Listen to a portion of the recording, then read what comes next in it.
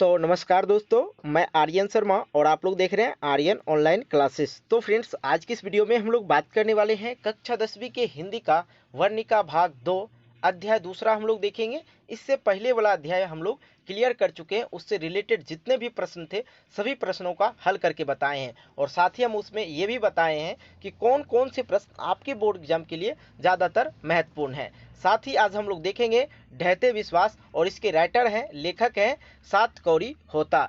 तो फ्रेंड्स, सबसे बड़ी बात मैं आपको बता दूं, एक नंबर जो मिलता है, एक नंबर में जो प्रश्न पूछे जाते हैं राइटर के नाम पूछे जाते हैं और उसके जो अध्याय दिए रहे हैं, पाठ दिए रहे हैं, उसका नाम पूछा जाता है। जैसे कि पूछ देगा आप लोग को प्रश्न में ढहते विश्वास के लेखक कौन है, तो आप लोग को याद होना चाहिए इसका जो लेखक है सातकौड़ी होता।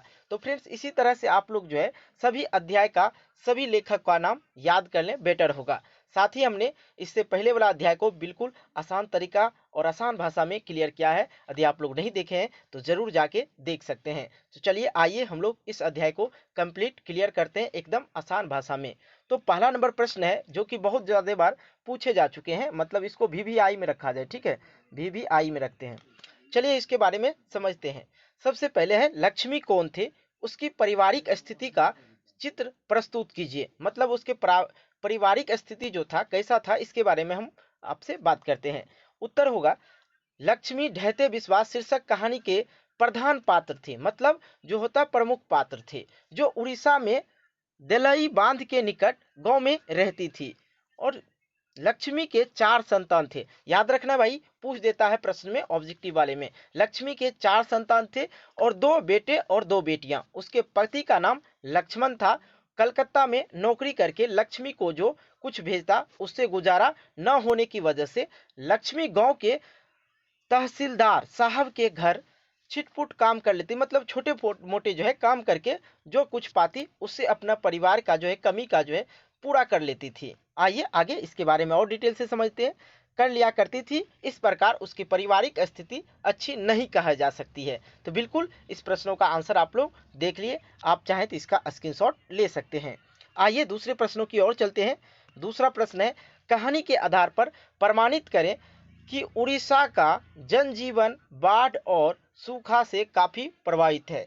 ठीक है, ऐसे तो ये प्रश्न कभी पूछा नहीं गया है, लेकिन बुक में दिया गया था, इसलिए मैंने इसको भी इंक्लूड कर दिया। समझते हैं।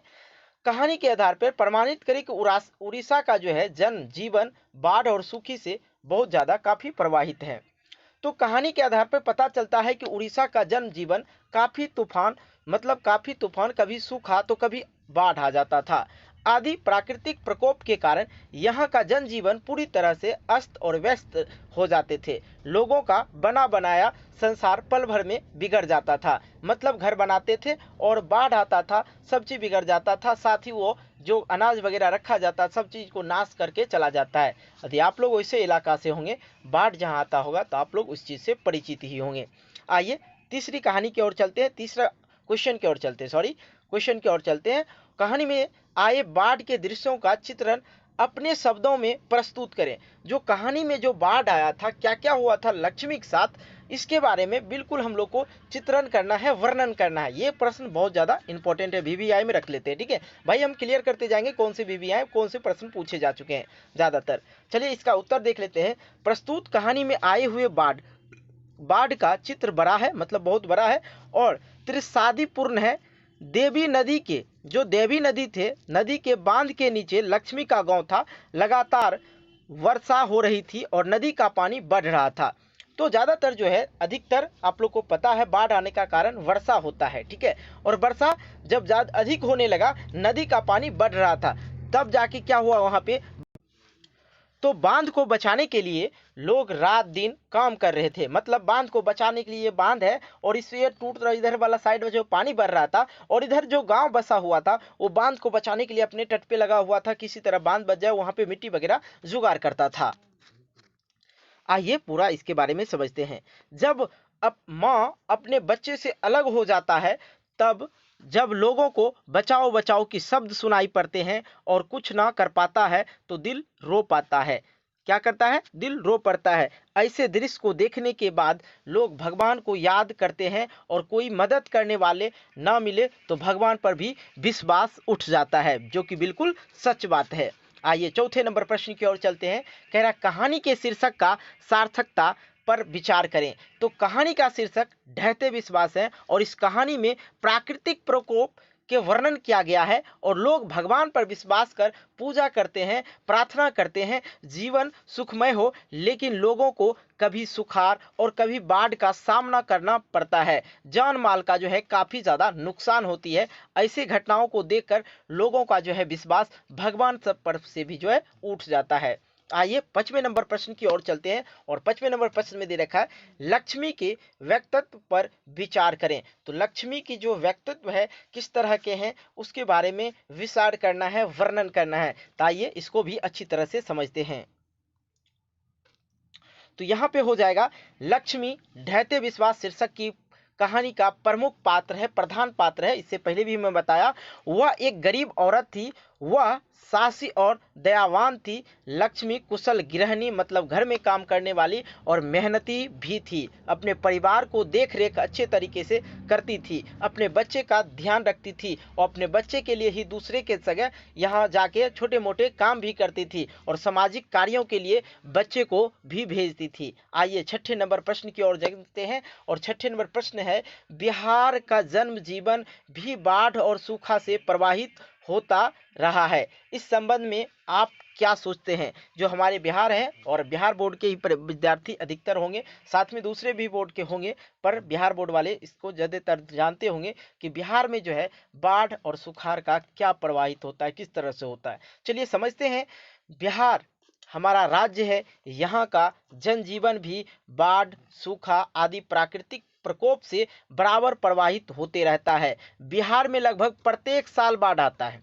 ओके, काफी जान माल का नुकसान होता है और 2007 में बांध टूट गया था और काफी लोगों की जो है मृत्यु भी हुई, करोड़ों की संपत्ति का नुकसान हुआ और 1976 में मध्य प्रदेश जो मध्य प्रदेश नहीं, यहाँ पे मध्य बिहार होगा, मध्य बिहार में बाढ़ आया और 1986 में बाढ़ आया और 1977 में सुखाड़। इस तरह हम देखते हैं कि बिहार के प्रत्येक साल किसी ना किसी हिस्से में बाढ़ जरूर आता है और बाढ़ बिहार के विकास के लिए सुखाड़ और बाढ़ से निजात होना चाहिए। इसके लिए जरूरी है नदियों को आपस में जोड़ा जाए ताकि इससे निजात मिल सके। आइए 7वें नंबर प्रश्न की ओर चलते हैं। 7वें नंबर प्रश्न है कहानी का सारांश प्रस्तुत करें। तो मेरे भाई कहानी का सारांश प्रस्तुत करने के लिए हर बार बोर्ड परीक्षा में पूछे जाते हैं। आइए इसको अच्छी तरह से हम लोग समझते हैं।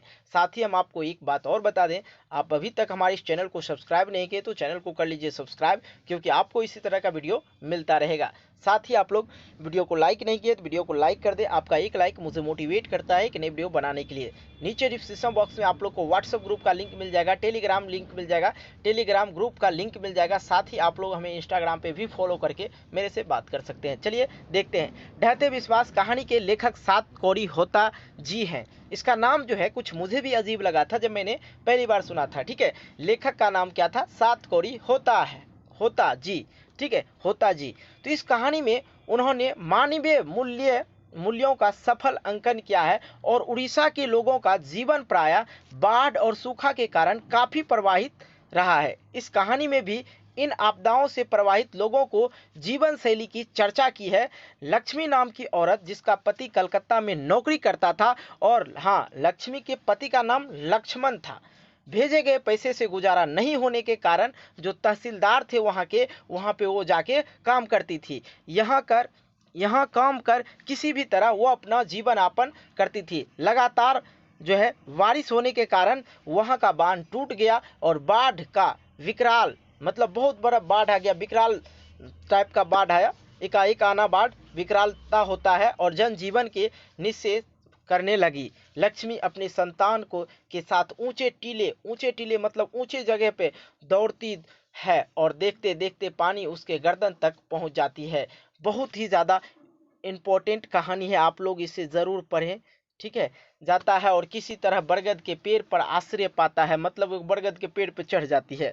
उसका आत्मविश्वास उठने लगता है और साड़ी के आधे भाग से वह अपने शरीर को बांध लेती है और कुछ देर बाद वह अचेत हो जाती है। चेतना आता है कि वह छोटे छोटे बेटे को ढूंढने लगती है। टहनियों के टहनियों के बीच फंसे एक बच्चे को उठा लेती है और मृत वह उसका बच्चा उसका नहीं था। वो जो बच्चे थे वो मरा हुआ था और वो जो थी लक्ष्मी के बच्चे नहीं थे, फिर भी उसे अपने स्तन से लगा लेती है। और उस समय लक्ष्मी के मन में केवल ममता था कि ये किसी का भी बच्चा हो बच जाए। ठीक है, और इस कहानी के द्वारा लेखक ने मान्य व मूल्य का जो है उदारघटित किया है, उसके बारे में बताया गया है।